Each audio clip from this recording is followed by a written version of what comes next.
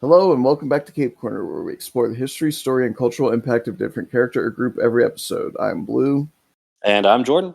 It's episode 99. Holy shit, Holy shit. we're at the precipice of greatness. Hello?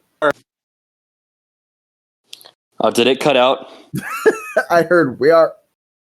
Yeah, I was about to say we are dangerously close to ruining all of our vocal cords during a 4-hour episode for the 100th. My voice is actually still partially recovering from last week. Yeah, I think you may want to take a week off. I say this both for your well-being and because I'm busier next weekend than usual, and the week after that would be ideal. I should be okay because I'm not doing this week what I did last week, which we were talking before we started the official beginning, but I never actually finished. What wound up happening was I did the interview for like 2.5 hours of talking, and immediately when it ended, I ran and grabbed a couple of cheese sticks to munch on, came back in, and then immediately sat down to record Cape Corner, which was another 2 hours. And then as soon as that was done, I had just enough time to run upstairs, take a shower, run back down with a quick snack. It was like pizza bagels. And then I started my watch party for another 2 hours. So I did about 7 hours straight where I had maybe a half hour of not talking. Oh man, that's rough for anyone. That would kill me. Yeah. And then it wouldn't have killed me from 2 years ago, but it would kill me now. And I had to almost immediately go to sleep afterwards because I had to wake up and go to work the next morning. Oh Lord. I was going through it. It's a new job, right? Is it going okay? No, I'm still at CVS. I haven't moved yet. Oh, okay. I wasn't sure if that had happened yet or not. My move happens in about 2 weeks. Okay. So actually, I think after episode 100, that's going to be my final episode in this location, and then we might take a break for a couple weeks while I get my new setup done. Okay. But it's 100 episodes. Even if we've had like a month break here or there, like we've been going pretty consistent. Yeah, that's a lot of episodes for the past like 2.5 years. So yeah, we'll take a couple weeks break. Mm-hmm. But what was like? Yeah, we're definitely going to be like croaking like frogs. Oh yeah. All right, we're back to Power Rangers, and this is the one that we've been highly anticipating because now we're at the point where one of us has grown up with this series and thus has a strong fondness for it, and the other one was I wasn't starting high school. I was in middle school. Okay. So I was going through some shit. I've spoken at length about my middle school years and how harrowing they were. So if there was one thing I was not when this came out, it was happy. And so not only do I just like think it's kind of meh, there's a certain like where your past is tinted with nostalgic joy, my past with it is tinted with like this shit. Okay. So today we're talking about Go Power Rangers, go Ninja Storm, let's go. You know, that's something we have to bring up first and foremost is the theme song. Because here's the thing. I love most of the Power Rangers theme songs. And at the very least, I can at least remember all of them. Yeah. Do I like the Mystic Force theme song? No, but I remember it. Do I like the Operation Overdrive theme song? Hell fucking no. But you know what? My 5 fingers reaching for the sky in 5 ways. But whenever it's not the Go Power Rangers, Go Ninja Storm, I'm like, brave the weather. Stand together. Some shit. Go Power Rangers. I can't remember it. I think what's so good about this, because also this one is less lyrically focused. There's not a whole lot of lines. Like the lines are just kind of thrown in between like the big impacts, you know. But the just driving, very upbeat. It's in a slightly different chord than most of the other Power Rangers themes. It's kind of a more major, like more upbeat chord too. It's less badass and more just like, here we go, we're driving, we're having fun. And I just really like the vibe of it. Yeah. It's kind of butt rock. Okay. I have no idea what that means. Oh, so it's spelled B-U-T-T rock, like butt, like ass. Butt rock.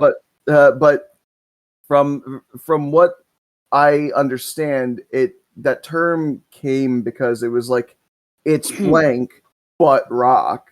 So like it's bands like bands that are considered butt rock are things like 3 Days Grace or Nickelback or Disturbed. Okay. Wait, who the fuck puts Disturbed? Whatever.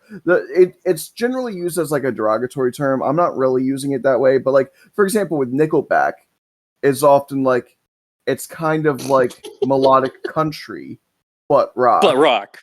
Okay. Interesting.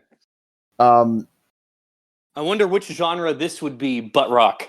Like almost like Beach Boys surfer. That's totally the vibe. And I really love the vibe. Like it's fun. You're getting all these images of them doing extreme sports, and for some reason that was really cool to me. Everyone has to keep in mind, my history with it is very important. These are the first episodes of Power Rangers I ever saw when I was like real 6 years old. Remind people, I'm not saying that in a derogatory fashion because you know what?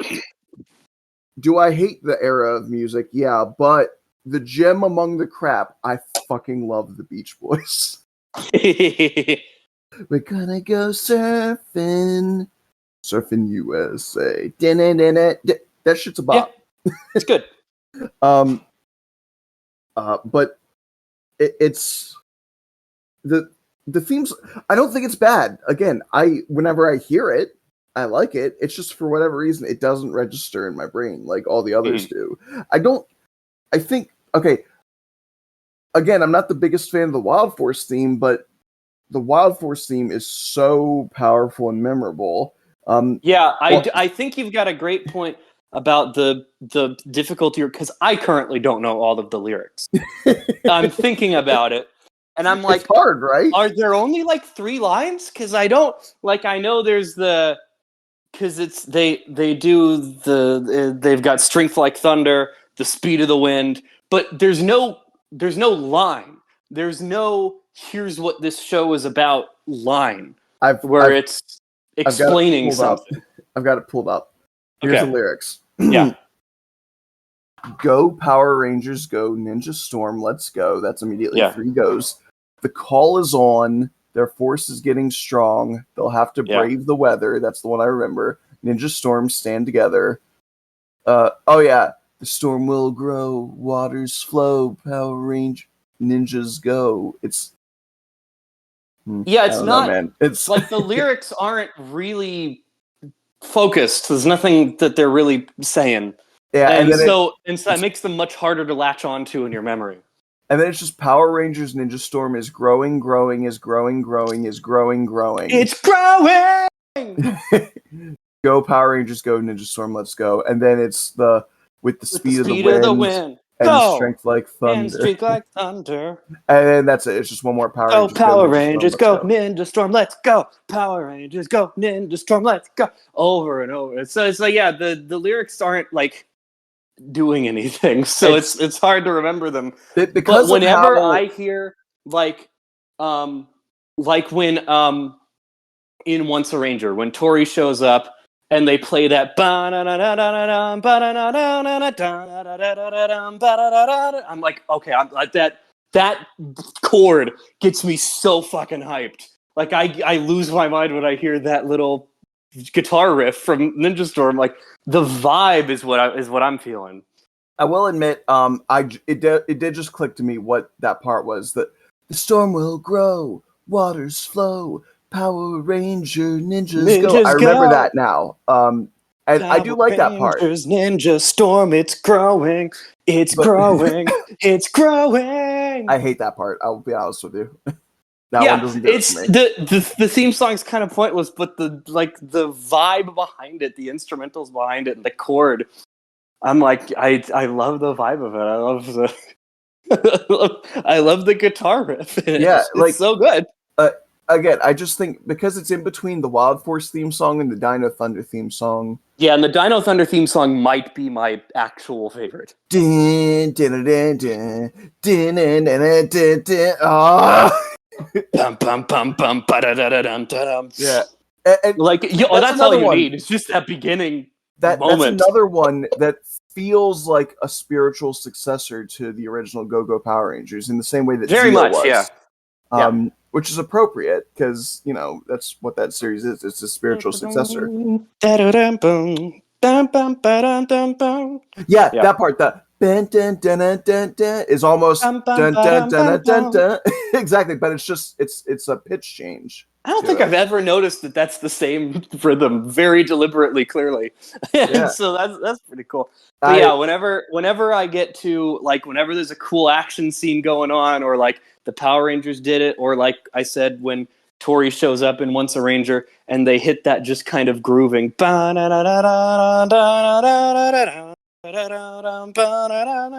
again, it's just a cool little groove. as somebody who didn't watch much, if any, well, I think I watched like the first 2 episodes of Ninja Storm, but who didn't watch much of that show, when she popped up in Once a Ranger, I was like, she's cool.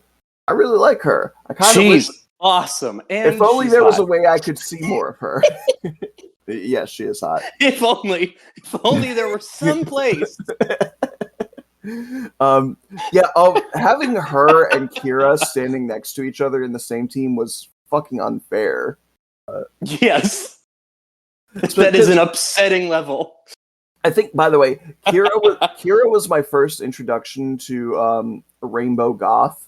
Because, like... Okay, that's a really good way to put that. I didn't know that was... Is that like a real term? It's goth, but colorful.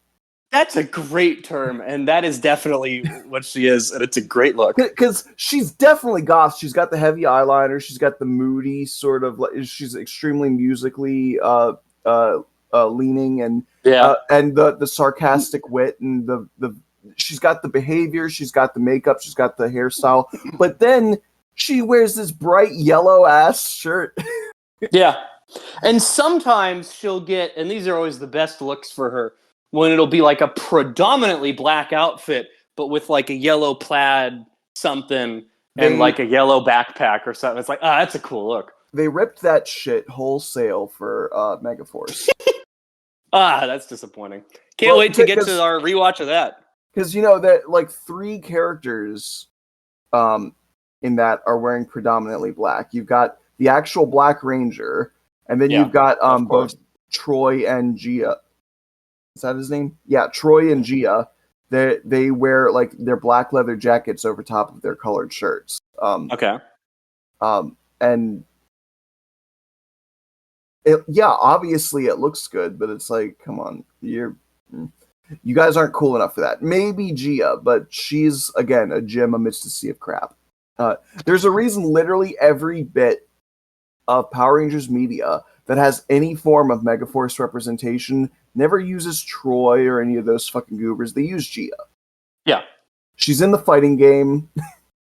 She was in the Street Fighter crossover YouTube video.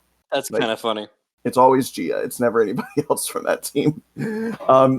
But anyway, I was going to say, speaking of Rainbow Goth, have you seen Encanto? Not yet. Been meaning to. What the fuck is wrong with you? I don't know, man. Watch it. Have you seen Turning Red? No, I've been meaning to. Watch it. Okay. Anyway, in Encanto, Okay. the character Isabella, she winds up becoming a rainbow goth by the end. Ah, cool. It's Good. like she's multicolored, but they're all sort of like dark, edgy colors. It's great. I love it. But yeah, so what I was about to get into earlier when I was talking about importance of remembering how old I was when this show came out and when I started seeing it as the first introduction to Power Rangers that I had is I'm like, it's all these like cool people doing cool shit outside of the suits that they're ninjas without the suits. Like even without the Power Rangers, they're like a secret order of ninjas and they're extreme sports people.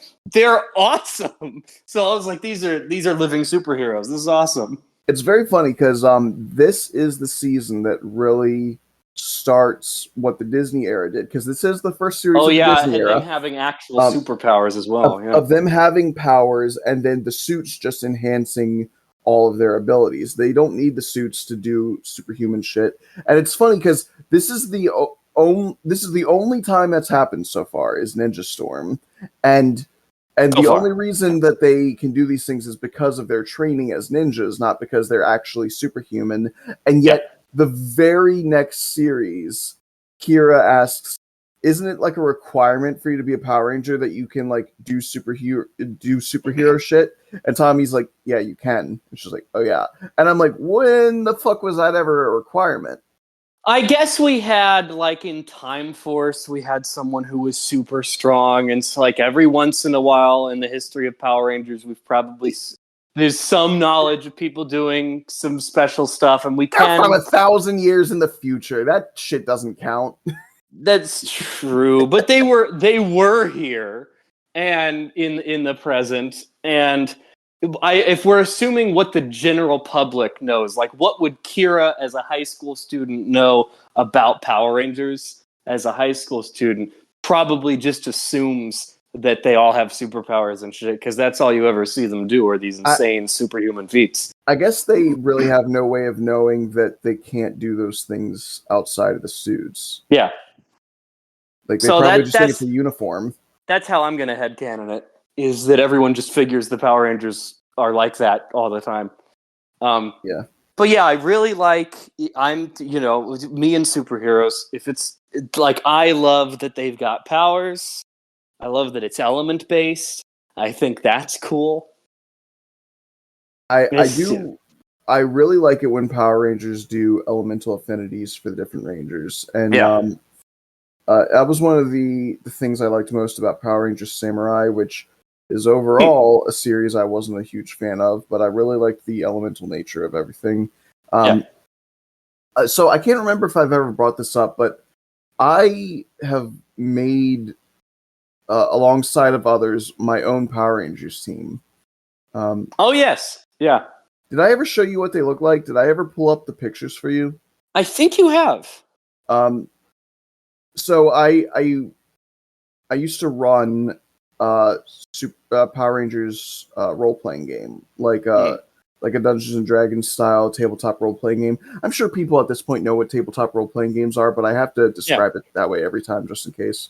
Hmm. But it I was basing it off of the Power Rangers Hyperforce Twitch streams, which they invented their own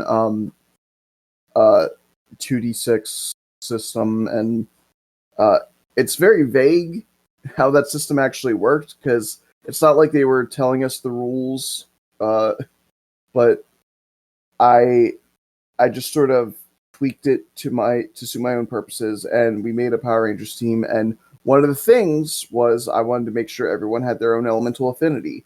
So the Red Ranger, who is based off of Fafnir, the Dwarf King that became a dragon, is obviously Hmm. fire. The Blue Ranger was based off of a goddess of fishing, had the power of water. The Yellow Ranger was based off of an African goddess of hunting, had the power of wind. Um, the Black Ranger was based off of Fenrir or Fenris, the ice wolf from Norse Yeah. mythology. So it was ice. Um, Cool. Pink was based off of Athena, So I gave her Earth because of healing properties and defense. Because Athena's thing is she has like a shield. She also has a spear, but and then there was like in one iteration, Beowulf, like the mythological warrior Beowulf, became the sixth ranger. Ah, okay. And so he had the element of metal.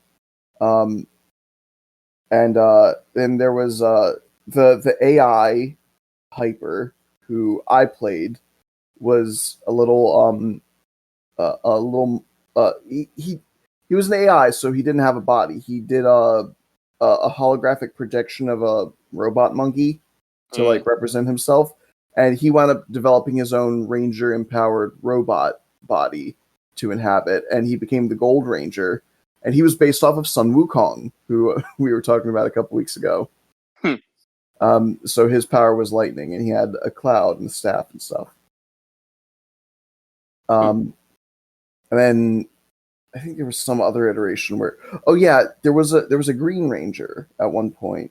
I can't remember if I ever gave him anything. It might have just been like plants. Kind of like Xander. Ah, yeah. The one good part of that season.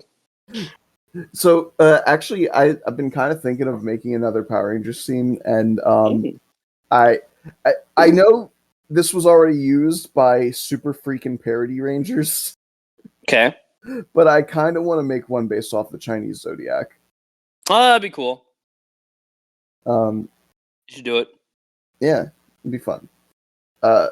Though that was such a special experience because I made those characters collaboratively with like 6 or 7 other people. So we all had ideas we were pitching in together. Like, for instance, with the Red Ranger, it was my player's idea that he specifically wanted to be based off of Fafnir. And so I was like, okay, so we got to think of your main weapon. So he's a dwarf, so dwarf weapons are definitely on the table, and what they tend to use, axes and hammers and whatnot. And I was like, wait a minute, hammers and fire. So I've been playing Kingdom Hearts 3, and there's a rocket-propelled hammer in that game, so you should do something like that. Just, it's a big-ass hammer, and one end of the hammer has a fucking jet turbine on it. And so when you go to swing it, it just shoots out fire like a jet and makes your swing super devastating. Nice. Which is very Power Rangers. I can imagine something like that. Look, if Samurai can have just this big slab of red plastic that catches on fire as a weapon. Oh, okay. You remember Jaden's sword? Yeah, kinda. It's stupid. It does not look like a sword. I'm looking it up. Okay. Yeah. Dude, it's so dumb. Hang on, I'm sending it to you. Alright. See, how do I get to it? Yeah, because that's a fucking sword. Yeah, clearly. I know what a sword looks like, of course. What are you talking about? Why did you ask? Yeah, I know what a sword. It's got like the handle. It's like a long. There's like long something's long with it. Oh shit, that's not enough. It's got this cool design with this gold and white and black and red, and it's got a knob on the end. Yep. Yeah, man. Was it swords? Was it Ninja Storm that had swords that turn into guns? They all have swords that turn into guns. They've been doing that since Mighty Morphin. Oh fuck.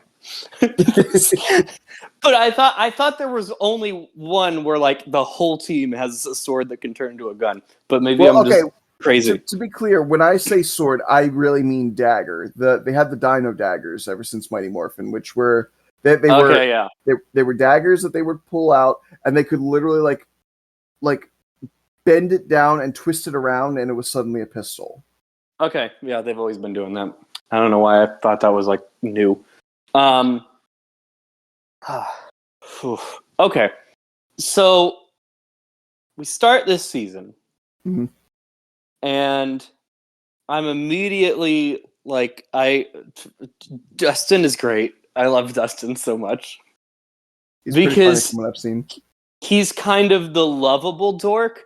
He's not like where I can't remember. We were talking about an example of where there's a character who's like, it feels like you're just kind of making fun of like dorky people, and it's like he's kind of like dorky, but in a charming way. But my single favorite line between the three of them, in the pilot at least, is when they're in the car and they're talking. Dustin's late, and she's like, "You're always late. Why are you always late?" And he says, "Well, like in any team, there's like different personalities, right? Like take the Power Rangers for example." And she's like, "You got to be kidding me! Why are you talking about the Power Rangers?" He goes, "No, just like hear me out. Like in any group, you got like the like mellow like reflective dude, right? And that's me." and and then Shane's like, "And then there's of course the adrenaline taker. That would be me." And then they're like, "And you're Tori. You're the reliable one. You're the level-headed one." At And least I they just, didn't say she's the girl. yeah, really, that's for real.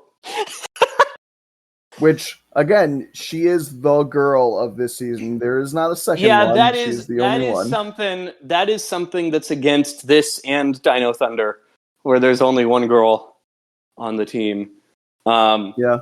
But But oh then again, well. to Dino Thunder's credit, they have the smallest Power Rangers team ever. That's true. They only get to 5 Yeah, they get to with all their 5 extras. after 2 extra Rangers. Yeah. Because No, this one only gets to 6, which makes it pretty par for the course. yeah, But with only one girl. Interesting. yep.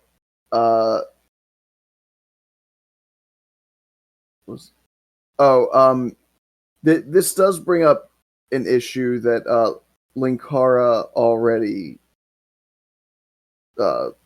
hit on very strongly in his series, but why the fuck did Dustin think Power Rangers weren't real? Or rather, why did he feel the need to assert that they were real as though he was Yeah, that's doing a so good. in the face of people who thought they weren't? Because they were on the fucking news. Not even Yeah, just like that's true. they weren't just And like because on the news, they were on talk shows. I think one of the other two tells him he reads too many comic books when he tries to reference the Power Rangers. So the only And thing I it's can imagine is that initially this series was going to be a soft reboot. I think that's exactly what it was. Because there's nothing else in this whole season other than the mention of the word Power Rangers. There's nothing else in the whole season that has anything to do. They even made sure not to adapt a crossover with Wild Force, even though there is a Sentai equivalent for it. Like, so I think they intended this to be a whole new world of Power Rangers, and then Dino Thunder decided to bring back Tommy and fold everything in. Now, here's my first issue. That sucks. Yeah, that does suck. Because here's the thing. I'm upset that there's no Wild Force crossover, even though it's a meh. No, not that. I mean, sure, I guess that. But the whole these heroes are fictional characters. Whoa, what the heck? We've become the heroes. Turns out we're the that's just Beetleborgs. They're just doing Beetleborgs. Yeah, they didn't need to do that. I think that's not one of my favorite things about the season. I think I like the conversation they have around it, but I don't like the continuity issue and the kind of derivativeness of it. Wait a minute, what the fuck? What? Oh, Cosmic Fury started yesterday? Yeah, apparently like all the episodes are up. Like people now know how Power Rangers ends apparently. So I guess I gotta watch those. The first episode of Cosmic Fury features the return of Zed, Billy, and Mechanic. Okay, cool. That's fun. So has it been confirmed that this is going to be the last Power Rangers until their little reboot thing? That's what I've seen. So it sounds like, yeah, Power Rangers is a 30-season show. and Oh my god, there's a and character named Bajillionaire. and that's where the first continuity ends. Um, that'll be fun. I can't wait to talk about that. I haven't watched it yet, but we'll watch it and we'll talk about it. What was I just thinking about with Power Rangers and Ninja Storm? So I love the Ninja School. I love Cam. I love that the sensei gets turned into a guinea pig.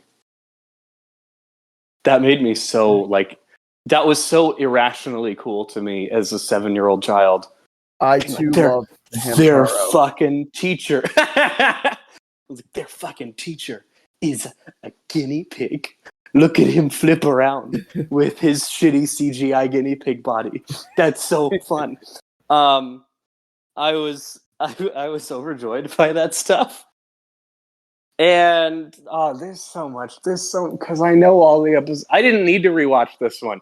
I know all the episodes of this season. And okay, the Thunder Rangers. I love the Thunder Rangers arc. I think it's pretty cool. They are Blake and Hunter? Yes. Okay. And I really like. Firstly, I think the Navy Ranger has one of the sickest costumes in the entire franchise. I will agree with you on that. I love the dark blue with the black and gold. It's insane. That looks so crisp. Yes. And I love his costume, and I love that the Thunder Rangers aren't evil, and at least at first aren't like brainwashed. They've been lied to, and I think that's a cool one. That we've had brainwashed evil Power Rangers. We've had just kind of an asshole Power Rangers with Eric. But now we've got Power Rangers who were lied to and think that the Wind Rangers are responsible for the deaths of their parents. And I'm like, okay, that's fun. I like that they're operating entirely on lives and are trying to kill these people. So two things I want to point out. One is that I believe he is only the second Navy Power Rangers character, and the first that is actually a Ranger, because the first was Ninjor. Okay, yeah, true. And there would be more Navy characters after him, specifically the Death Ranger from Dino Charge. I don't know what he's called in English. Okay, so the Sentai version of Dino Charge, there was a villain who was like, I can't remember if it was a Piccolo and Kami kind of thing, where it was like he was the evil version of the big blue guy, the big bird guy, Zenowing. Okay. Yeah. He has a form called the Death Ranger, which is one of the coolest things ever. But oh wait, that's not what I'm thinking of. The Death Ranger's from the comic book. Fuck, what was this guy called? God damn it, hang on. Dino Charge, Evil Ranger. What's his fucking name? Ah! Give it to me, man. Fucking this. Hang on. Azure. That's not what he's called, though. That's the fucking name. Here you go. I'm sending you the image. Is he just like one of the 10? Or is Talon Ranger. No, he's like... Oh, okay. He's like a corrupted ranger, and then he gets turned into a proper ranger. Oh, wait. There's a good version of him. I guess he is. What the fuck? Okay, whatever. But it doesn't look like he has an actual human form. I didn't watch this part, okay? I just know that... I have watched Dino Charge, I just was kind of half watching it for half of it, so I need to actually watch it at some point. Yeah, okay, that's what I was thinking. He's called Death Ryuger in okay. And there you go. Zyuden Sentai Kyo Ryuger. So that's why I was thinking Death Ranger. Okay. But he was called Ferocious Knight D in that series. Hmm. And he was like their evil ranger for the series. But anyway, all that is to say, Navy Rangers aren't done very often. The only other real time I can think of is Chun-Li as a Power Ranger. Okay. Now, the other thing I wanted to say about these guys that, as far as I'm aware, was never acknowledged in the Power Rangers version, they're beetles. That their animals are beetles? I mean, their Zords are, yeah. Oh, are there Zords beetles too? Okay. Yeah. Yeah, it's like a Hercules beetle and what Kuaga or whatever it's called. The fucking Yeah. the They at one least with, had the Zords be beetles. I don't remember if they ever like mentioned specifically that they're beetles, but they sure look like it. yeah, because their head accessories are the different beetle things. Because the Hercules beetle has the two big chompers, and then the Kuagata beetle or whatever it is has the little like head stem thing that the Crimson one has. And yeah, not a lot of Crimson Rangers either. no, very rare. Again, I think Ryu might be one of the only ones I can think of. Yeah. But I don't know. I just Japan has a weird fascination with beetles. That is interesting. They fucking love beetles. A lot of their shit is based off of beetles. They made the Beetle Borgs, and then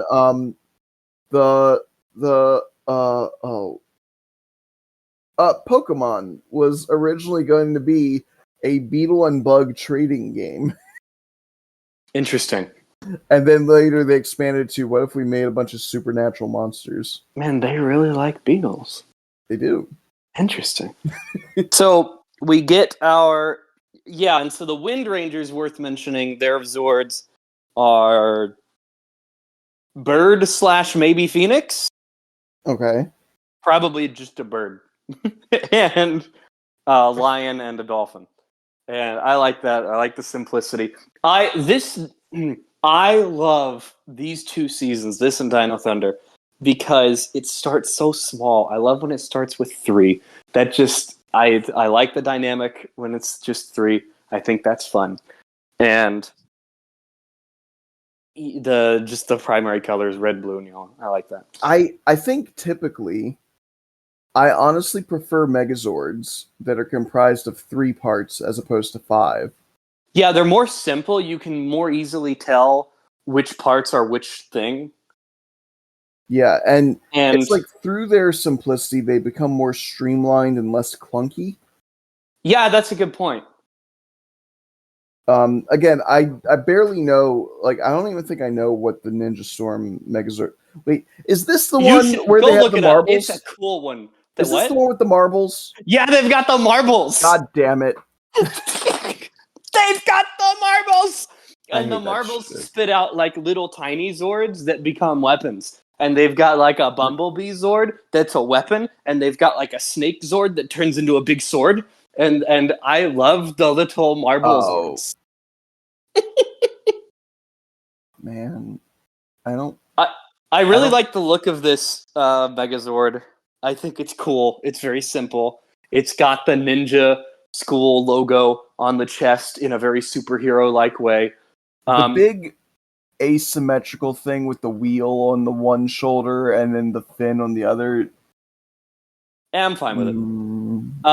I'm not against asymmetry generally, but that looks very lopsided. Is this the first time we've had like superhero-esque logos on each of the chests? Because we've got the diamonds for Mighty Morphin. You've got there's nothing really. I'm skimming through, and you've got the like Turbo, 5 colors. Turbo kind of had like the rectangle chest piece thing, and that all matched. And then Space had the 5 colored squares that all match, and Time Force had the shapes that matched the helmets. But I really like that each of the Ninja Storm Rangers have an individual logo in a circle, like in a very Batman, Flash type superhero circle on their chest with a logo on it. That's a really cool part of the design to me because I'm a big superhero person and I like cliches of superheroes. And I think that's really Okay, cool. you're talking about individual, like different symbols on each of them. Yeah, like each of them have a different logo because Yeah, you've got the Wind Ranger logo and the water, the blue has like the dolphin tail logo, and the Yellow Ranger has like a lion head logo. And I'm like, that's cool. yeah, I don't think has anybody else even done that. I know Dino Thunder has the same symbol Yeah, on their chest. they all have a cool superhero logo, but it's all the same one. Um, but Hmm. yeah, I think having each of them have a little superhero logo, I think that's a really cool design that they all have a different thing. I think that's cool. I do like it. Um, I will say it's not a problem for the others, but for the Wind Power Rangers, which they're not all wind. Why are they called wind? Anyway, look, the three originals. Mm. I wish the color wasn't white. Okay, Because interesting. here's the thing, their sleeves are all silver, Yeah, I think right? that's a cool look. It gives you a vaguely chainmail like look, Yeah, so like they've got some armor under there. you've got their ranger color as their predominant color. You've Mm-hmm. got a little bit of black in the belts, the visors, and then you've Mm-hmm. got some gold in the accents that separate the colors from their silver sleeves, around their face mask, on their belt, on their legs, and then, like I said, you've got the silver sleeves. And I think, like, for Shane, for instance, the red, the black, the gold, the silver, I think that's a perfectly full color scheme there, and it Yeah, that's those an are all interesting colors that point. work well. But then the gloves and the logos are white, and Interesting. What would you do with those? Would you go I would make them silver. gold? Oh, okay, silver. Interesting. Because you have the gold at the very end of, like, the colored gauntlets. So like you've got the silver Mm-hmm. sleeves, the red gauntlets, and then a little bit of gold at the very end of it, which separates the red from the gloves, which should then be the same silver as the sleeves. Make it look like one Interesting. full Yeah. arm piece that Oh just yeah, has and this. the Thunder Rangers have gold logos, don't they? Yes, They don't have white logos. exactly. Yeah, That's that where I is think much that works crisper. great. Yeah. That's a good point. Yeah, interesting. I think that little splash of white on their suits just makes it a little bit too busy for me. Which, again, the Thunder Rangers costumes kick total ass. They have the four Yes. colors. They have the, like, for Blake or whoever, the navy, the Yeah. gold, the black, um, and then the slightest amount of red on his belt buckle, and Yeah. even then, and then the silver sleeves. And for the Crimson Ranger, again, that red is even less because he's already wearing red, so he's got red, gold, black, silver. That's it. Yeah. No one has any right to look that cool.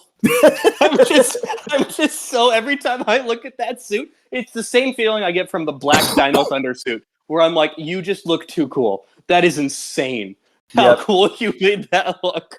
Now I need to take a good look at Cam's suit real quick to see. So, okay, I love Cam's suit because it gives you a little bit of a throwback to the original Green Ranger with the gold chest plate. mhm. I love the gold chest plate making the comeback here. It looks like he has. I hate his super form look when he throws the chest plate off and becomes the like super samurai mode. Um, That sucks. it looks. I don't like the look of the super samurai mode, but his standard samurai look is one of the coolest suits of all time. I will Also, say the shade of green is really pretty. I really appreciate that, the idea that the he's going the Rock Lee route. The chest piece isn't armor like it was for Tommy. It's Mm. weights, Yeah, and when he takes and it off, it just fucking explodes on the ground, and he goes crazy.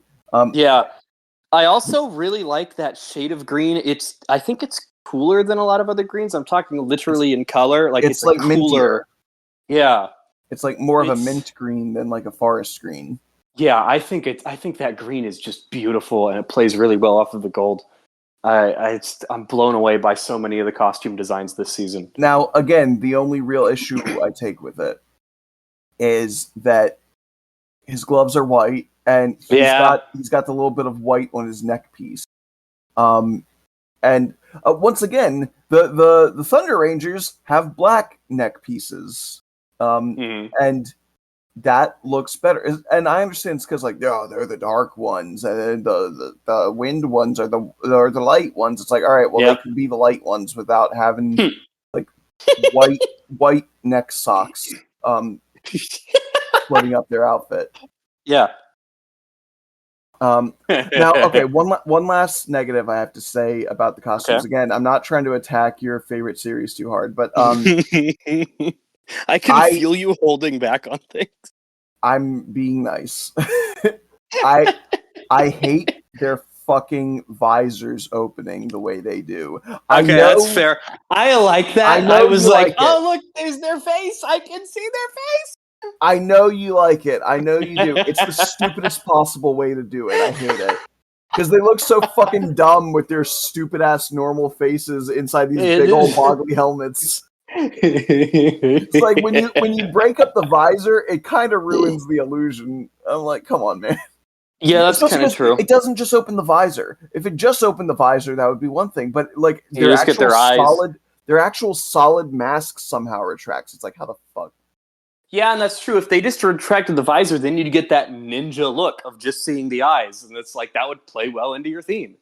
That would be cooler. Yeah, no, legitimately, because that's a thing. Like the ninjas that only have their eyes exposed, and I agree. That would be fucking sick. That would be awesome. I wish they had done that. Especially because they have ninja headbands built in around their visor. Yeah, that's true. The suits look really cool. That is a silly design. There's a lot of good points about these suits, but I feel like they could be tweaked to be better, and those are like my things. Like cut out near the white perfection. Cut out the white parts. I would describe these as near perfection, and then the Dino Thunder suits as like pretty much absolute perfection. Yeah, the only real issue I have with those is when they go Super Dino mode and it looks silly. But that's true, and they have like clearly foam, clearly styrofoam spikes. Yes, but lightly glued onto the edge of the suit. In their base form, I think that is damn close to perfect. Now, okay, because I'm looking at a picture of Tori with her stupid visor open, and looking at the other pictures, looking at those mesmerizing eyes. She is beautiful. I'll give her that. My next question, what the fuck were they thinking with their weapons? Why does she have a hairdryer?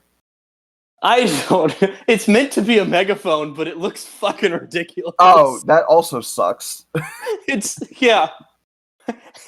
looks ridiculous. Like, I'm not one to shy away from the sillier weapons. I don't need everybody to have a sword or a gun. Like or an they axe. gave Shane a hawk-themed flamethrower. That shit's badass. That sounds so cool. Why did she get a hairdryer? And Dustin has a lion-themed hammer. Oh, come the fuck on, man. He can like smash the ground, like someone will go flying up 30 feet away because he's got control. He's an earthbender. I'm like, that's badass. They gave her a fucking megaphone. That's just not do fair. Something else. That's just not fair.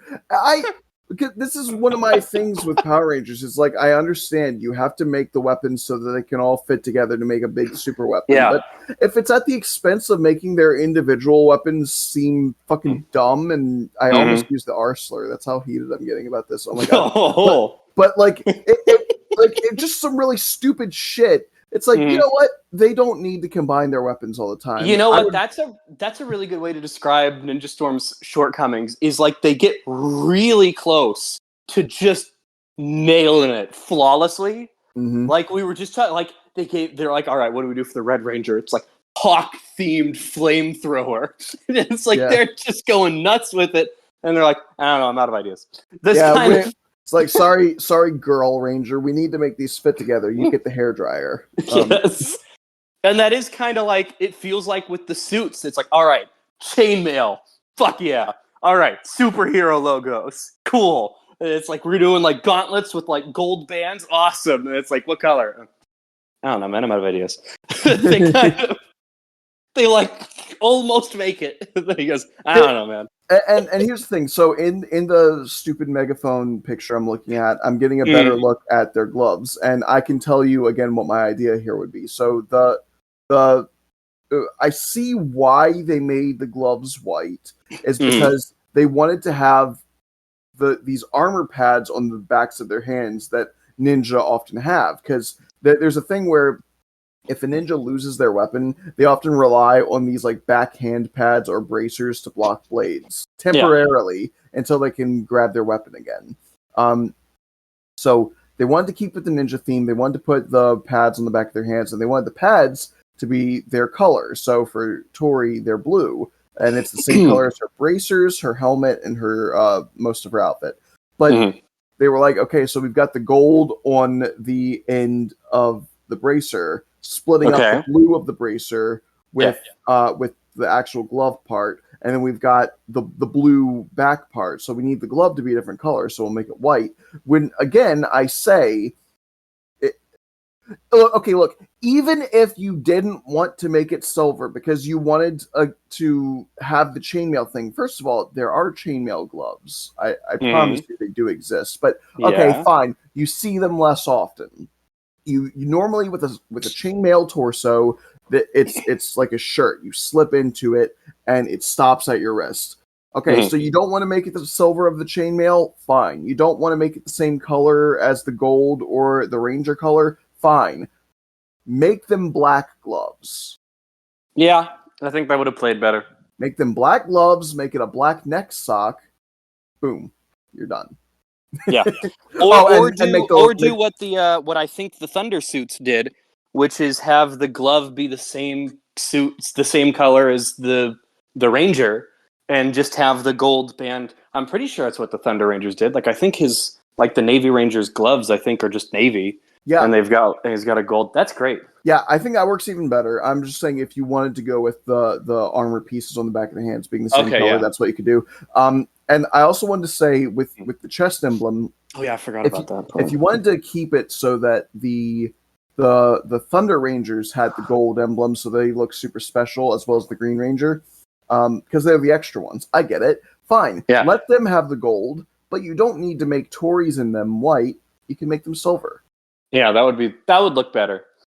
I understand why you might not want to do black, because then it might be hard to see the emblem properly on the colored chest pieces, but the silver. Yeah. I actually know which of the episodes was my first episode. I think it was Return of Thunder Part 2 was the first episode of Power Rangers. Isn't that the last episode? No. Wait, Return of Thunder. Okay, never mind. That's where they become good. Yeah, it's the one where we had an understanding with them, they left, and then they show back up and they're suddenly evil again. And this time they are being like brainwashed. And so we gotta unbrainwash whatever's going on. I'm gonna be honest with you, that sounds like not the best writing, but okay. Yeah, at least I think that's what it was. Or because I remember I'm pretty sure you're correct, because I do remember the first episode that I ever watched was they're on the island that like sinks every 1,000 years or something, or like shows up every 1,000 years for like a week and then sinks. And they're on that island, and Blake is firmly on their side, and then Hunter gets blasted with some weird evil magic shit from the island and turns like super evil and is trying to kill Blake because he thinks he's betrayed him, and so they got to snap him out of it, and that's the whole thing. And yeah, it's. I remember that's my first episode of Power Rangers was the Crimson Ranger fighting the Navy Ranger under an evil spell for a little bit, and that's a pretty good starting point. Yeah, it's a pretty good. It was pretty epic. They were like screaming at each other. I was like, "This is a cool show." and I really it's fun. It's a fun show. Let's see. So we've got I like how many Megazords we've got, because we've got the Wind Megazord, and then the Navy Rangers have their own Megazord with just the two of their Thunder Zords. Rangers. Yeah, the Thunder Rangers have their own Thunder Megazord. And then after they've been working together for a bit, Cam has created some new Zord, or has like found a new thing deep in the programming that lets him combine the Wind Megazord with the Thunder Megazord, and you get the Thunderstorm Megazord. They're like, that's a pretty sick name. Okay. They were kind of on their whole electrical kick for a while there. Yeah, true. Thunderstorm Megazord, Thundersaurus Megazord. Yeah. And we get the Samurai Ranger appears through, I think, a 3-episode arc of Time travel. With time travel. That was a lot of fun. He goes back and meets his dad and Lothor as young men. And by the way, it took me so many rewatches, because as a kid, I never noticed this. Only as an adult coming back and rewatching did I understand that Lothor and the Sensei are played by the same guy, because they're twin brothers. I didn't figure that out when I was a kid. That was something that I figured out much later. Yeah, that's why the Sensei is a fucking guinea pig for 90% of the show. Because they didn't want to have him constantly switching costumes. Yeah. To do all the scenes. They have him voice over one character and then just be in his Lothor gear. Lothor is hilarious. I think he's a lot of fun. He's very weird. We do have to talk about Lothor now. I think he's one of the weakest Power Rangers main villains. As far as story, sure. Because his whole thing is, I was banished and I'm upset, and now I've come back and I'm gonna take over the earth because I'm mad that you banished me. And it's much less, he feels less threatening, other than the final battle.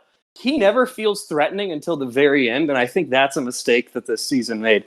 Because when you get to the actual end of the season, he's fucking terrifying during that final fight. I was like, oh shit, where was this? Yeah, that's kind of a problem, though, is that it sort of comes out of nowhere. It's like we wanted him to... Because he's kind of a lovable goofball villain until then. Yeah.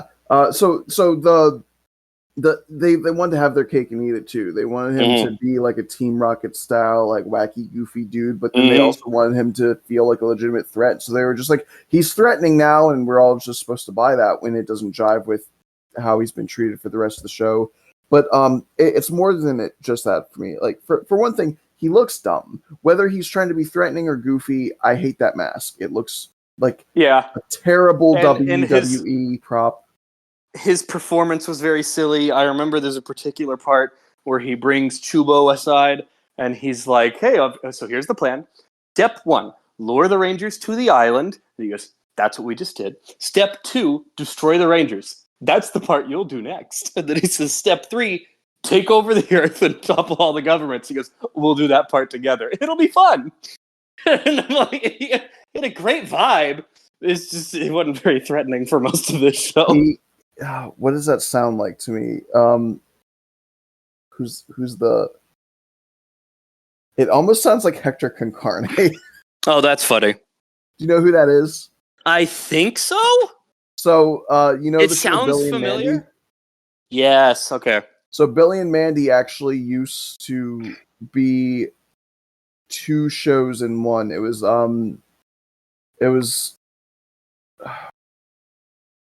I can't even remember. It was Grim and Evil. So it was called Grim and Evil, and it was 2 different shows, and they were 10-minute episodes, and one eventually spun off into The Grim Adventures of Billy and Mandy, and the other was about this mad scientist who has a brain in a jar, and the jar is attached to the top of the head of a bear named Bosco, and he has his own little evil organization, General Scar, and the girl one, I can't remember her name, but it's basically just him being a fumbling loser trying to rule the world. But like, okay, the issue of the week is something like, oh, we have no food for breakfast, so it's this mad scientist having to go shopping at Costco or whatever, and That's fun. It'd be shit like that. That's what that sounds like to me. Yeah, that's very much what it is. He's this goofy, cartoonish weirdo who's being evil. But then suddenly, when you get to the final episode, and also I think, and this could just be nostalgia. It's probably just nostalgia, but nostalgia is an important factor in how I experience things. I mean, it's part of your life, man. It's your childhood, Yeah. so it's valid. So in my opinion, I shouldn't say in my opinion the best. I should just say my favorite. I think that the finale, like the big final fight of this season, is my personal favorite in like all of the seasons, because the way that this season wraps up is at some point Cam goes to Luthor's spaceship to free the ninja students. Thor. What? Luthor? Yeah. What? You said Luthor, like Lex Luthor. Oh, fuck. Yeah. Lothor. God damn it. Lothor is from Voltron. This is the thing I always fuck up. I mentioned this before. I always call him Lothor because Lothor is the villain from Voltron. I'm currently rewatching Superman the animated series. So it's really fucking with me. Lothor. Lothor. Which one? The guy. Okay. Lothor. Jesus Christ. So Cam goes to Lothor's ship to free the ninjas, and I'm pretty sure while he's there, he gets like captured.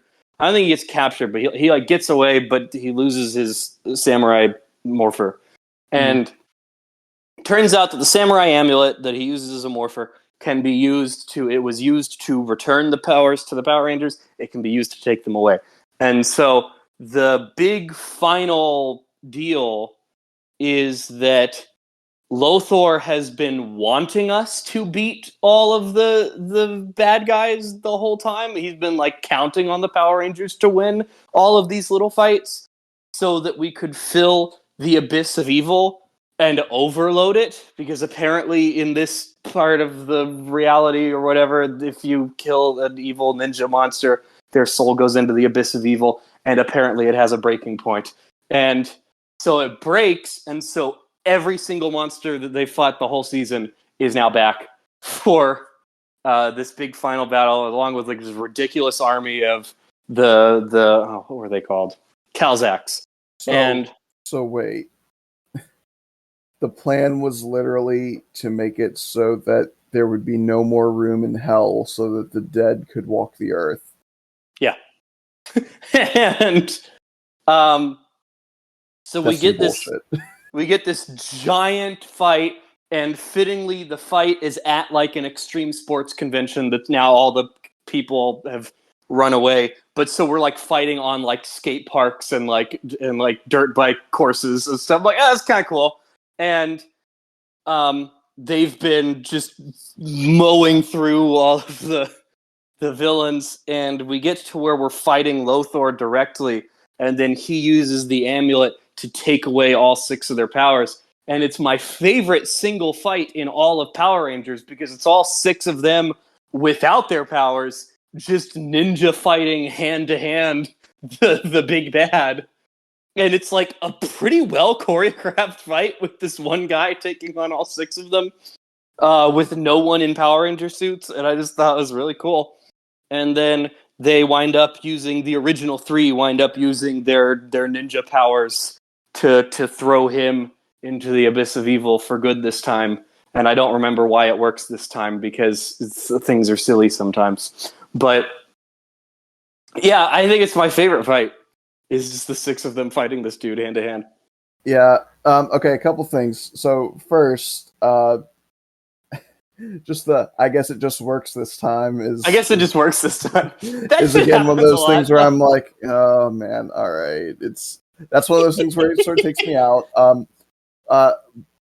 Also, when we're talking about an incredibly non-threatening villain suddenly trying to be treated as though he had this incredible plan all the time that relies on an afterlife existing Losing. and Yeah.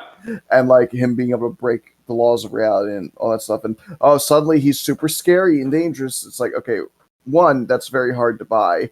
But two, especially when you compare that to next season's villain. First of all, Mesagog straight up. He's the scariest. He calls Lothar a fool. Yeah. He's like, people will think that and then he idiot fucking kills him. Huh? He kills him. When did that happen?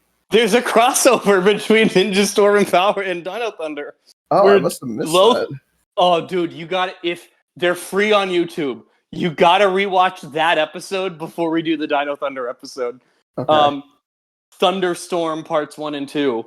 And yeah, Lothar comes back, and sorry I spoiled it, but the end of the episode is Mesagog fucking kills Lothar. Look, because they're both like.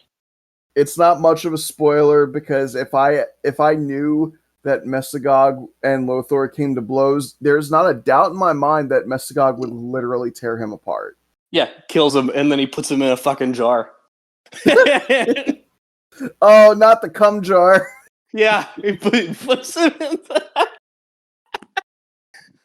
So it is. We'll get to it on the next episode. But yeah, as I was saying though, because Mesagog is an incredibly threatening entity, and he's one that from episode 1 I could be like, now this is a guy that I see an epic final battle with at the end of the series because he is threatening, he is menacing, he is powerful, and not only is he a big fucking dinosaur man with a terrifying physique, like I'm sure he could. Like Darth Vader style, grab me by the neck, lift me up, and break my neck with one hand. Yeah. But he's got psionic powers too. He can torture you psychically. Like, yeah, he's freaky.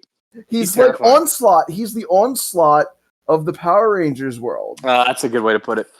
Yeah, he's real scary. And so when he's just like, the guy before me was a fucking loser, I'm like, yeah. Yeah, fair enough. Yeah, you're right. But again, it's one of those things where I'm like, I'm sure if they just made some tweaks before they got started, that Ninja Storm could have been one of the greats. But and I know for you, like you said, it's your favorite. There's a lot of nostalgia wrapped up in there, but it's hard for me to think of it as more than mediocre. And near miss. I feel like that is often a term that's used in an extremely derogatory fashion. I mean it as average. It's like it's fine. They didn't do anything horrible. It was a pretty good versus evil story. I think didn't really say anything. Kind of fumbled the villain a little, but whatever. I think as far as the starting off point for the Disney era, you could do a lot worse, and the Disney era did do a lot worse. So yes, so this is not anywhere near the worst part of this era. In terms of just the Disney era by itself, let me see. There's 2 series that are worse. Yeah. Okay, yeah. So what is it? 7? How many seasons is the Disney? How far does it go? It's Ninja Storm, Dino Thunder, SPD, Mystic Force, Operation Overdrive, Jungle Fury, and RPM. So I would say that this is in the bottom half. This is the 3rd worst, but it's still far better than the 2 that are below it. And I would say the other 4 series are probably better than this one. Again, we'll get to all that when we do our actual rankings. But in terms of overall, so I'm going to assume that you're still safely putting this above Time Force. It's really tough because I got to figure out if I'm going with just my image of Power Rangers, and I'm like, I know that season like the back of my hand. I love it. It's like it's what I grew up on, and so I got to go. Am I going with that, or am I going with a very meaningful and shockingly deep story with profound acting? It's a tough thing. It's like comparing the Avengers to Logan. I'm like, yeah, Logan is a fucking masterclass of a story, but my God, was Avengers fun to do. Yes. I'll give you some time to think about it while I vocalize my own thoughts. So Yeah. I've got my list here. So it's not touching Time Force for me, and I don't think it's going to touch In Space either. Lost Galaxy is the first one I can consider. Let me see. So Lost Galaxy, I feel I had a much stronger connection to the Red Ranger. No offense to Shane, but I think he's one of the most like. Again, maybe I just haven't seen enough of him, but There's one real good episode for him, but yeah, if you haven't seen that one, then he's not very meaningful. Because he doesn't like. I'm all for characters breaking out of their typical mold. I don't need every Red Ranger to be the same guy. In fact, I actively don't want them to. But at the same time, I don't see much of why he would be considered the leader of his team. Yeah, Tori should probably be the leader. Yeah, from what I've seen, she's kind of the one directing both him and Dustin. So yeah, just another way she gets shafted. She's the only girl. She gets a fucking hairdryer, and she's not the leader. I think in the description of this episode, I'm gonna have to put something like "Blue screams about hairdryers far too much." Oh, that's gonna be because then you really have to listen to understand. What the fuck? What could possibly? All right, so I think Leo as like a leader, I like more. I think I probably like the. Because okay, so aside from Tori and Dustin, and to a lesser extent Cam. I know Cam is a big beloved Cam. I know everybody loves Cam. He's fine. I'm kind of whatever on him. But so those are like the ones that I like. But compare that to like let's say Leo, Kendricks, Maya.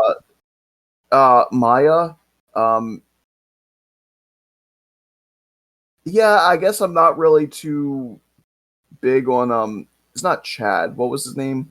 Kai. I'm not too big on Kai. Chad and Kai, I get them mixed up because they're two Asian dudes playing Blue Rangers that both lack kind of a personality in one season after the other. True. Sorry for the racism, I guess, but like they're pretty forgettable. What Damon? Yes. He's good. He's all right. Cool guy. He in terms of the sleeper hits of the Green Rangers, he's a little bit lower for me. But yeah, he's not one of the ridiculous standout Green Rangers, but he is a highlight. Is it Joel is the one from next season? Sky Cowboy? I don't remember anymore. But Sky Cowboy is way more interesting, even if I can't remember. Yes, Sky Cowboy is better. I like him more. But again, I'm sorry. I'm just comparing them because they're two black guys that play the Green Ranger that are. Yes. Sorry for the racism. Sorry for the racism. Look, it's not my fault that that's how they cast both Lightspeed Rescue and. That's a description. Lost Galaxy and Lightspeed Rescue are back to back. They both start with L. They both have casts that are almost mirror matches of each other. It's not fucking fair to me personally. That's your description for the Ninja Storm episode. Just sorry for the racism. Period. Blue complains about a hairdryer a lot. Sorry for the racism.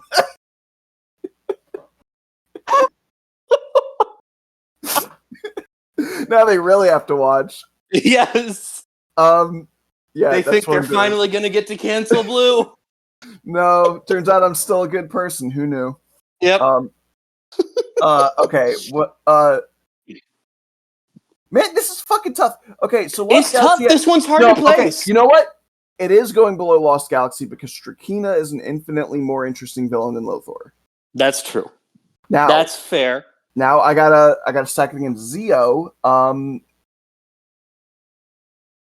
All right, I will put Ninja Storm above Zeo because as much as I love Zeo, again, it's one of the first few seasons of Power Rangers. Story wasn't really their big forte yet. So I do appreciate one that goes more hard at... This one at least has some fun lore. And characterization is the big thing for me. Yeah. Even more than the lore is. Like, they do more at making the characters feel like people rather than... cardboard cutouts isn't the right word. Sort of like over idealized caricatures of people that Mighty Yeah. Morphin Power Rangers and Zeo often did. Yeah. So yes, I will put Ninja Storm there. So now my ranking is Time Force, In Space, Lost Galaxy, Ninja Storm, Zeo, Mighty Morphin, Lightspeed Rescue, Turbo, and Wild Force. Wait, Okay. did So I it's put like Wild right Force? in the it's like right in the middle. Did I put Wild Force below Turbo? I think you did, and I can't remember. Oh right, I remember. I said because Turbo is pretty consistent in its like less than stellar nature, but Wild Force, while it's more inconsistent, it gets better in some places, it gets worse in others. Oh yeah, I do remember that now. Yeah. Okay.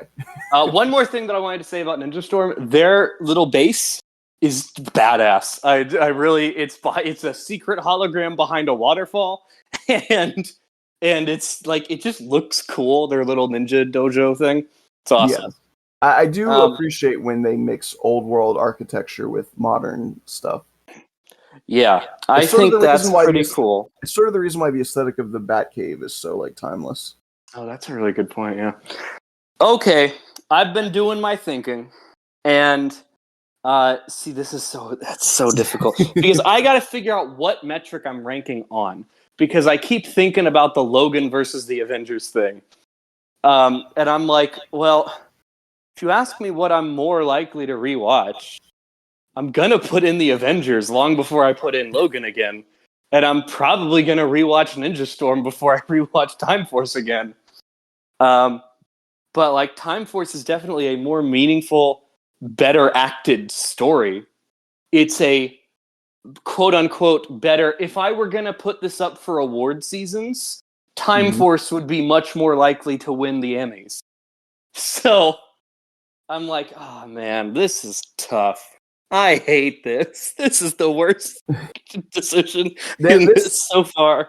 if it helps you, I'm not really basing things on overall quality because again, Okay. probably I would say that like Turbo has better overall quality than Mighty Morphin Power Rangers. Okay, interesting. Like because it even the thing is like the way it's shot is better because it's years later, and then the characters are more nuanced and more interesting as characters, and pretty much everything is technically done better. But I don't like it as much because I think that the story is less interesting and they Yeah. kind of suck. Okay, yeah. These So are personalized lists, personal gripes and play a big part in this. these are what's important and meaningful to us. So Yes. Ninja Storm is at the top of my list. All right. This is So fun. for you, we've got Ninja Storm, Time Force, In Space, Lost Galaxy, Mighty Morphin Zeo, Lightspeed Rescue, Wild Force, and Turbo. Okay, yeah. Sounds good. Um, I can't wait for the Dino Thunder episode. How long have we been going? The Dino Thunder episode is gonna be like forever. It's gonna be ridiculous. Does it show how long? No, it doesn't. hang on. We started recording at 12:27, so we've been going for a little over an hour and a half. Okay. Yeah, I think Dino Thunder is gonna be like the longest one of these. There's so Because much to say about it. there's so much to say, and I've seen it so many times. I know way more details about everything in Dino Thunder than I do about anything else in Power Rangers. I'm going to make it my personal mission to convince you to put Dino Thunder above Ninja Storm on the list because I think that's something I can achieve if I do it right. Oh, I mean, I don't even think it would be hard because those are like, how's my mood today as to which one I feel like watching. And so Yeah. it's like I adore both of them. I grew up on both because Ninja Storm has the first episodes I've ever watched. Dino Thunder is the first season I ever watched. I watched it beginning to end, and I loved every single episode. So it has potentially more nostalgia weight than Ninja Storm. That's good because that's one that we can both love. Again, I feel kind of bad because I put Ninja Storm 3 places lower than you did. Mm-hmm. In Yeah, our rankings. I'm a little surprised that you didn't put it lower than that. So I'm like kind of pleased that you don't at all seem to dislike it. It's kind of in the middle of yours. So that's fine. It's like there's a lot that I hate about it. Yeah. But one, um, that never meant that there wasn't stuff to love about it. I do think there is a lot of cool potential in it. I just think it's largely unrealized potential. But two, it helps because, admittedly, again, I'm human. I'm not perfect. I'm not a fucking machine. This is one of those instances where I was going in with more bias than knowledge because I'm very ignorant on this series. I didn't watch a lot of it.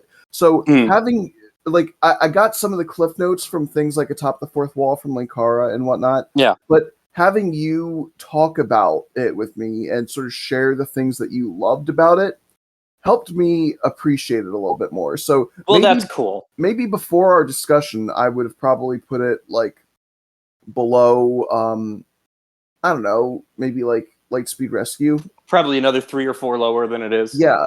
But hearing the things that you love about it accentuated, I was like, you know what? That is something I wasn't considering. That moves it up a little bit for me. So, okay, interesting. I can't wait for the Dino Thunder discussion. That's going to be so fun. It's going to be very wild, yeah. Okay, if you link me the crossover episode, I'll probably for sure. I'll probably watch it today, honestly. Those are great, and you'll have ads unless you got a good ad blocker. I have a good ad blocker, don't worry. Fantastic, yeah, and they're free on YouTube. I love that currently, and dear listener, I cannot stress this enough because it's really cool to me that all of they are up to like halfway through Dino Charge now. All of Power Rangers up to halfway through Dino Charge is free on YouTube with ads. And I'm like, that's cool. Watch RPM. Yeah. Go watch RPM. How loud did that come out? That was my first time doing that with this mic. It was kind of cool. It just like changed the tone of it, but it was like still very crisp. That was actually pretty good. Good. I'm excited to hear that back. Yeah. And yeah, so dear listener, please, if you like any Power Rangers, they're right there. You can go find them. I'm excited to see how far they get. Like, are they going to go all the way up to the stuff? They probably can't go up to the stuff that's like currently on Netflix. So I don't know what they're going to do once they get higher and higher and higher up in the timeline. But I'm excited to see how much they'll be able to put on free on YouTube. I think that's pretty cool. Yeah, I'll send you those. I guess next is the 100th episode of Cape Corner. We're going to need to schedule 3 people's schedules around like a 3 to 4 hour block.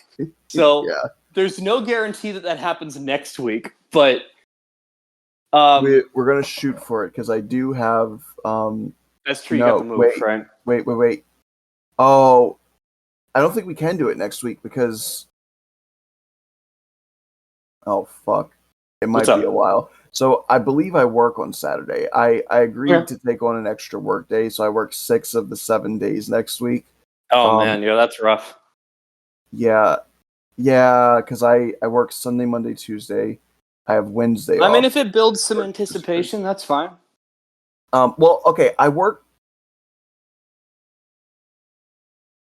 in the evening, so I got to see what time I actually go into work and see if... No, because like we really need the day cleared. Because it's got to be like 4 hours. You need to like be definitely free for 4 hours. The 7th is next week. I work on that day. The following day is the 14th. I will most definitely not be able to record. I will be on a bus. Yeah, that's your move, right? Yeah. I get on the bus at like 3 p.m. on the 14th, and I'll arrive at like 8 a.m. on the 15th. Yeah, don't try to cram something in that morning. That would be too stressful. So maybe the 21st. So it might be a few weeks, but we will get it out. That'll build some anticipation. I will not allow myself to die until I get this 100th episode made. I'll be stabbed through the heart. They'll be like, he's not going to make it. I'll be like, fuck, I'm not. Watch me. Be like, quick, get Jordan and Margot on the phone. Yeah. I gotta see this through to the end. I was just thinking earlier. I just need to hold on for 4 more hours. I literally just sometimes I get really morbid thoughts in my head, and Earlier, I was like, if I was told, like, today that I have cancer and that I'm going to die in the next year, my immediate reaction would probably be like, fuck, I'm just not going to get to see Kingdom Hearts 4. Ah, yeah. Maybe I'll live to see the end of My Hero Academia, though. Horikoshi, hurry up! Good God. And I just imagine the doctor being like, what the fuck? Sorry, It's like, bro. okay, Doc, is there Sorry, any bro. way that you I'm a can get me lower. through like an extra 2 months? And like, you don't want like an extra 2 years? Like, no, 2 months will do. It's like, Like just need to- I'm a lower class citizen living in America. I didn't have a whole lot more to live for anyway. Oh, Jesus. So yeah, the big 100 is coming up. I wish that I'd actually been numbering my episodes because I have no idea how many I've done. See, that's why I've been doing it from the start. I was like, I don't like it when people don't number their things because I like to be able to chart the progress. So I want to make sure to number every single one of my episodes. Wait a minute. Will it number it if I just look at this? I mean, you can edit the episode titles and number them now retroactively. Nothing's stopping you. It would take a while. Let's see. 1, 2. Good fucking content, Jordan. You know what's funny is that we had a counting thing last week too. I don't remember what it was. No. Me and Margot did because okay. Because we were talking about Mass Effect and Margot was like, yeah, we talked about Mass Effect 1 and then 2, and now we're talking about Mass Effect 1. I mean, and I was like, do you mean 3? It goes 1, then 2, then 3. 3. And she was just like, look, I played them in a fucked up order. That's so funny. Okay, yeah, 100 is next. I'm actually going to count mine like today because I'm very curious to see if I passed 100 unceremoniously or not. And if I haven't, we got to do something because I think I may have started mine before you started yours, but I also took like 8 months off because of a vocal disorder. I was gonna say you've not uploaded nearly as consistently as I have, though. Yeah, like at some point, like I will take a week off randomly. There was like a 6-month stretch where I didn't do anything. They're like, so I wonder how close I am You've to almost 100. You've almost been on this podcast more than you've been on your own. That is entirely possible. The good news is, here's the plug. Fandom Optimists is coming back this weekend. I'm going to post one like shortly, like probably before this one goes up. And I think throughout October at least, I've got a consistent schedule lined up for some consistent episodes. This is I kind of wanted to tell you this now since it won't spoil anything because I think my episode will be posted before this one is. The next episode we're doing, I teased on social media, is going to be our first diving into sci-fi horror because we're doing Alien and Aliens. And cool. We recorded it, and this is a weird thing that I'm trying, and you should listen to it. Anyone who listens to it, please let me know if it's ridiculous or not, and if I should stop doing it. We recorded it at a bar because my guest is the co-owner of a cider bar. And so we recorded it at his cider bar, drinking cider while we recorded the podcast. So there's like some background fun. There's like some background noise and stuff, and we're drinking, and so I'm just curious to see if it's like unbearably hard to hear or anything. Please let me know if I should stop doing it or if I should do like way more of them or something. That sounds like it may be aesthetic as fuck, honestly. Yeah, because you kind of got like little background sounds and like it might actually be cool. So it's like let me know. You know those videos that's like you're going to sleep in a spaceship or some shit like that. Yeah. Like it sounds like it might have that kind of vibe to it, where it's like talking about two people at a bar just chatting with you about the movie Alien. Man, it's kind of cool that you're doing the theme, like you're doing the Halloween month with the spooky movies. Remember when I did themes? I did that for 1 year, and then I was like, that's enough. yeah. I was like, it's October. I've been off for a bit. Is like I've got a fun place to record. I've got a fun premise. I've got a whole franchise of movies to cover all in a row that aren't new things, so that I can keep kind of respecting the strikes. I don't think the strikes like applies. Like I'm not like obligated to not talk about it, but it feels wrong to talk about like the new whatever just came out. I've forgotten. Well, like the WGA strike is good now. They Yeah, settled on that. that's wrapped up. SAG is still out there. I'm gonna wait. They're now Probably. starting on video game writer strikes, which is fucking awesome. I want more strikes. That's cool. I mean, for one thing, the I VFX want industry, like the at least the one that Marvel uses for sure, has unionized, and so I'm like, or is about to unionize. I don't remember. They definitely deserve it after that bullshit of fucking Taika Waititi's bitch ass making fun of them during the premiere of Thor: Love and Thunder. What the fuck was he thinking? Stupid. That is so fucking arrogant. Yeah, that's how you ruin an image right there. Mm-hmm. But he was beloved. I was one of the people that loved him. He said that shit. I was like, oh, he's a fucking scumbag. Oh, he's a dick. Got it. Yeah, and so it this sounds like an episode of Cape Corner if I didn't have at least one angry, extremely loud rant. I'm sorry. We got to do it a little bit. I don't remember if the VFX industry just unionized or are about to unionize, but I guarantee you the second that becomes official, we're seeing another strike. Good.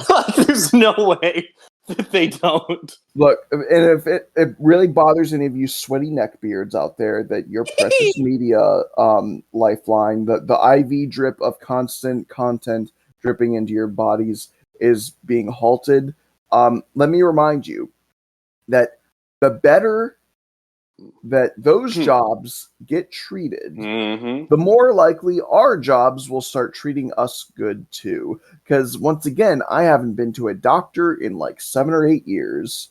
I have been wearing the same pair of glasses for even longer than that. I have several cavities I would love to get filled. Oh God! I would love to get my feet checked out so that they stop getting gross infections in my toes.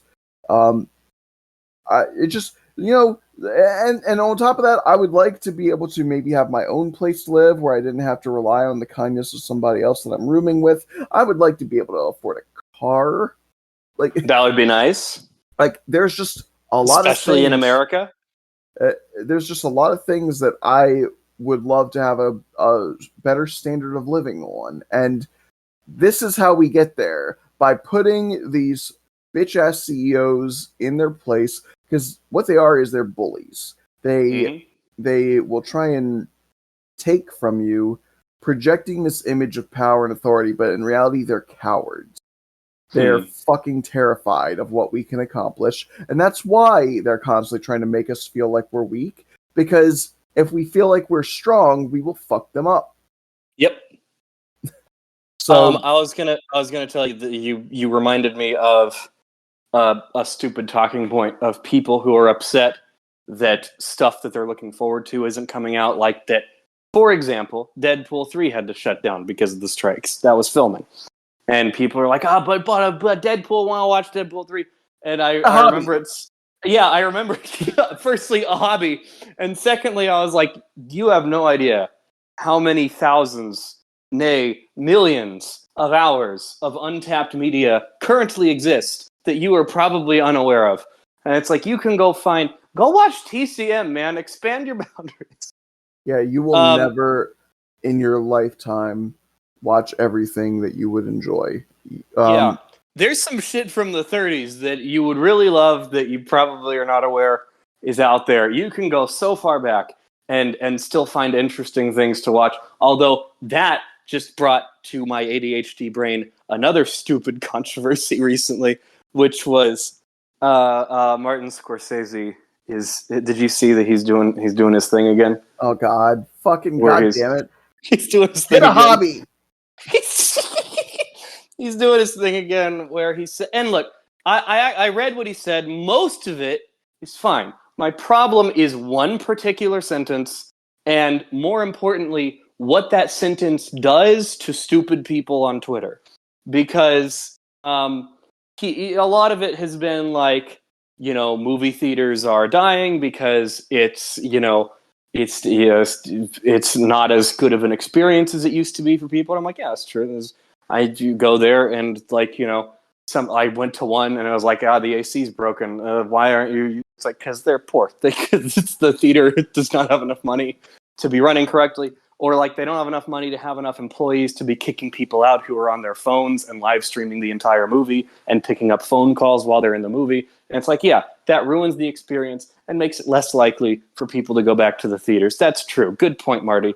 But then he'll talk about how we have to save cinema from these franchise movies, and this was the dumbest quote, that he says we've got a generation of people who are growing up thinking that this is all that movies are. And my stance on this is that people who grew up in the 50s don't think that only Westerns exist. It's a fad. Superheroes and these big giant franchise, movies are just, it's the thing right now. Eventually it'll be something else. And all the people who grew up during this period are not going to think that Iron Man was the first movie ever created. No. People understand that there's other things, and it's fine if they don't watch them. Guess what? Every generation thinks their generation is the special one that changed everything. Humans aren't that fucking different from how they used to be. The whole, nobody thinks that cowboy movies are all there are.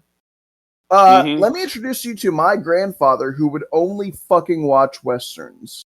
Okay, yeah. There are old people that do nothing but watch old movies. You think that it's bad that young people only watch the new things, but old people usually, in my experience, only watch the old things unless they're prompted by their fucking grandchildren to watch. Yeah, guess what? People like the things from the time period they're used to.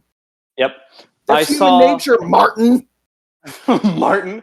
I saw where, and this, I cracked myself up because this is a very good way to shut down this discussion, because people keep saying, like, I'll be like, that's kind of a closed-minded thing to say. I feel like it's fine if people just kind of watch what they want. You shouldn't be threatened by the existence of, they're not going to kill quote-unquote cinema. This is the same talking point that has been going on for like 40 years and probably more than that, because I know that there were like old directors at the time who called Martin Scorsese and Spielberg like obnoxious kids playing around with a medium they don't understand. And it's like, yeah, they were wrong.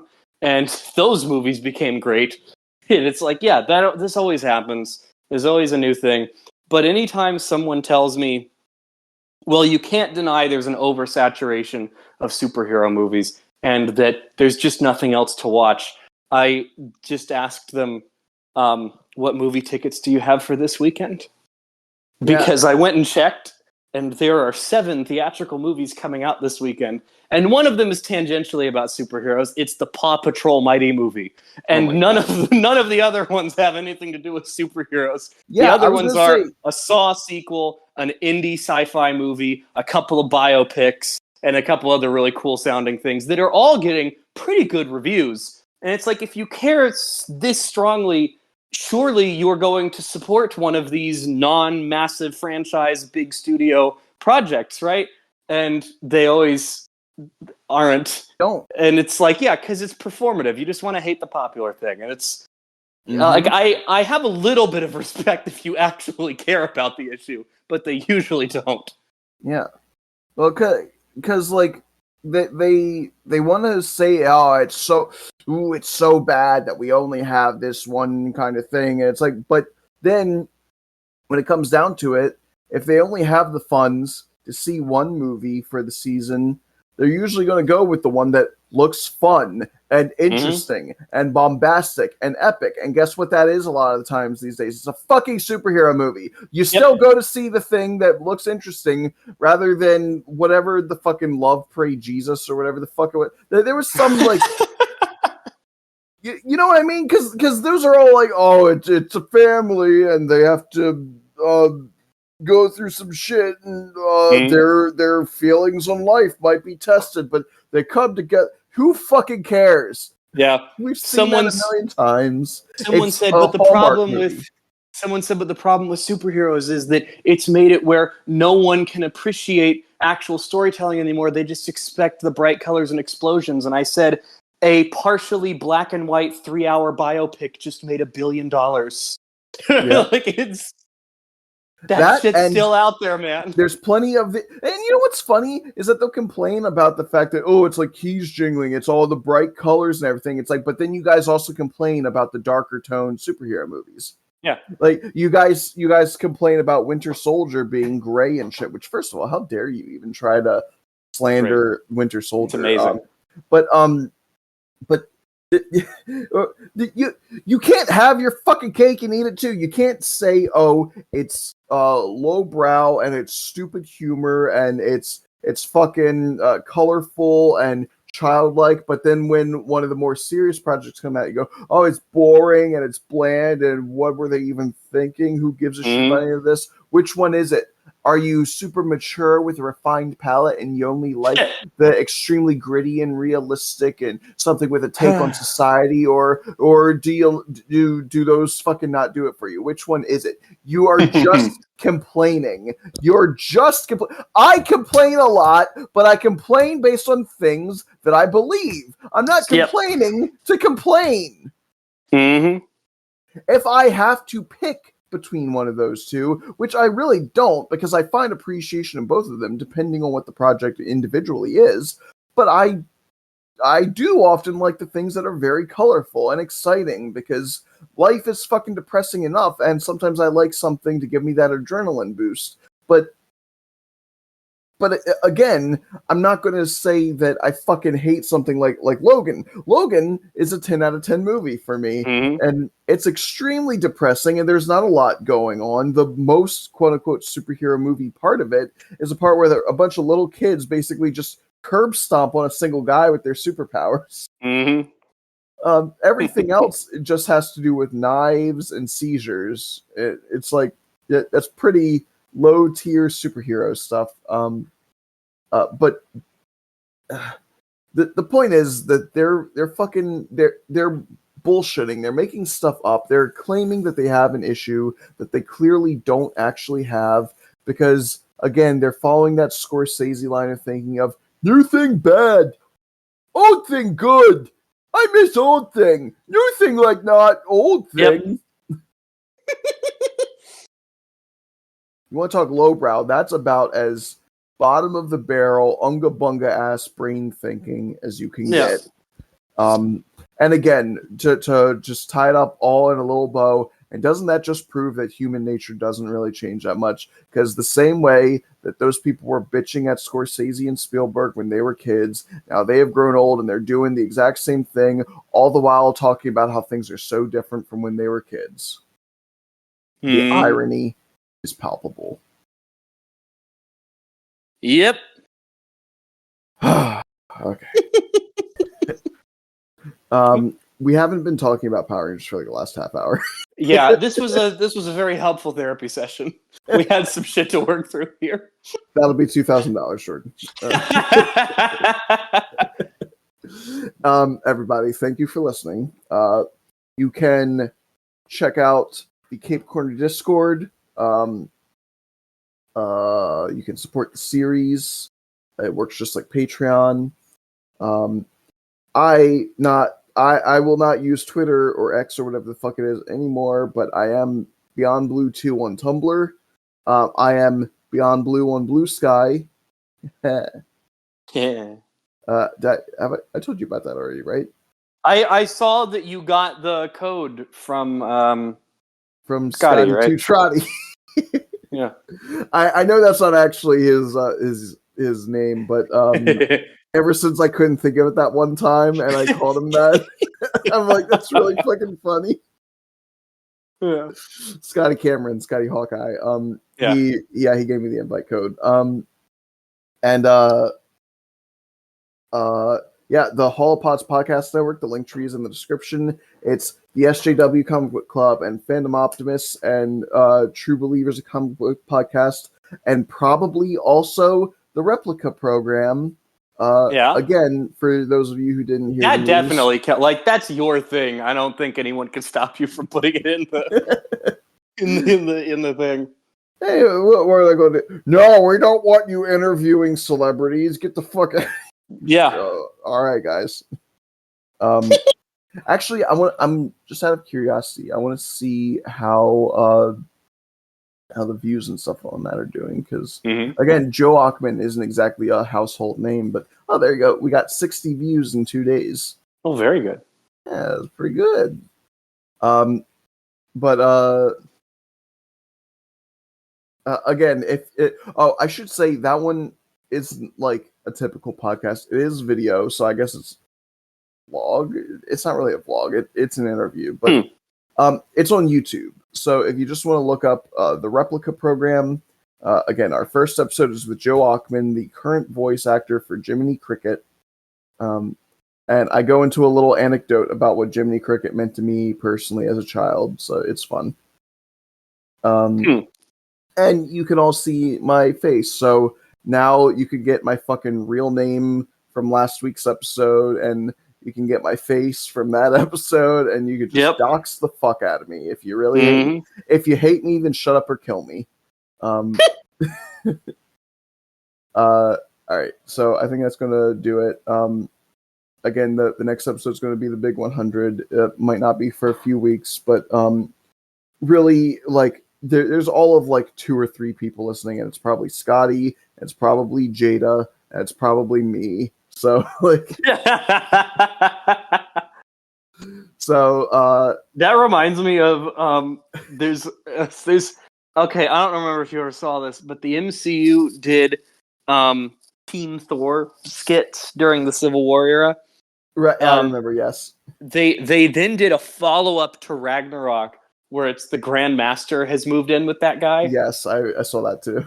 And I love where he makes a YouTube video about how he is now Earth's ruler, and he goes, "How many views do we have?" And he goes, "Oh, it's 1." He goes, "Oh, good, someone's seen it." He goes, "No, that's us because we're watching it right now." He goes, "Oh, well, reload the page and see if more people have clicked on." He goes, "Okay, it's 2 now." He reloads it. He goes, "It's 2." He goes, "Oh, great, it's double." And he goes, "No, that's still us." Because we reloaded the page. It's just really funny. Yeah. So anyway, you guys, that all 2 of you, it'll be a few weeks, but we're going to do the big Batman episode. Again, we make these jokes every once in a while. Wouldn't it be really funny if like 99 episodes and people are like, "What is this nothing podcast?" Oh, it's less than 100 episodes, and they don't talk about anybody I'm interested in. Fuck them. And then the 100th suddenly comes we out, it's get like, everyone. Oh, Batman! Oh shit! And then my viewer count just suddenly goes crazy. Honestly, given that we are likely to just title it Episode 100 Batman. Yes. I am pretty sure you will see a listener spike. I don't know how big it'll be, but I think we'll see one. Realistically, I would expect maybe 3 more people. But because like back when I was getting into podcasts, I was like, "Oh, what do I want to listen to? Batman." And I just entered Batman. I'm like, "Who's talking about Batman?" True. And who knows? Maybe the stars will align because it will be like, yeah, they have 100 episodes now. They talk about fucking Batman. It's a long ass episode, and they're really funny. And maybe that'll be the one.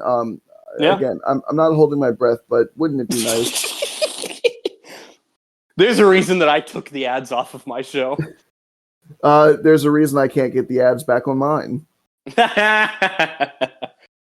Because I was milking that shit as much as I could. Yeah, I remember. Yeah, you kept it up way longer than I did. It's like every 10 listens, and it would get me 1 penny. And if all 10 of those listens were me, I still get that fucking penny. So, yep, I would just listen to my own stuff.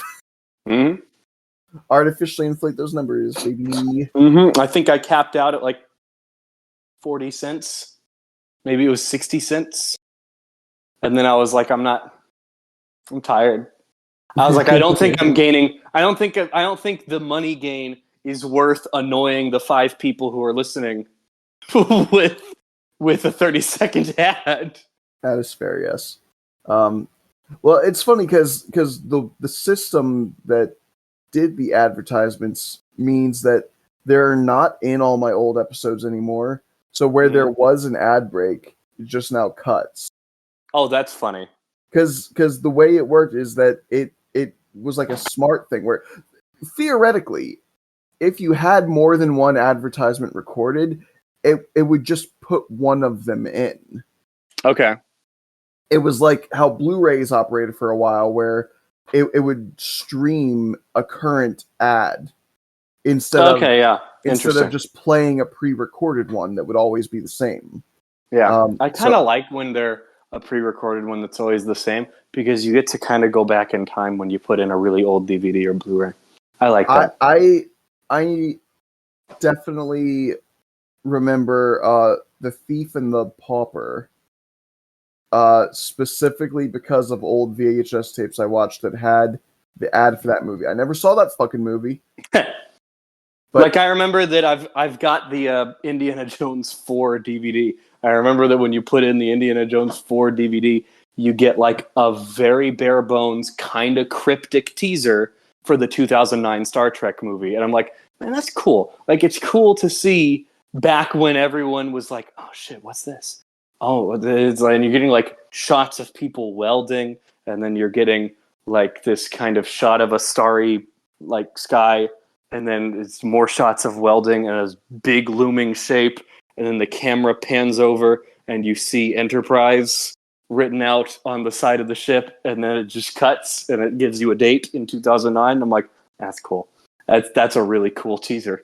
I was trying to remember what tape had that Thief and the Pauper commercial, and I think it might have been Aladdin 3. Interesting.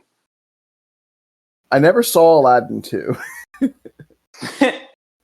I know it's the Return of Jafar. I've never seen it. I went straight to King of Thieves, which is great.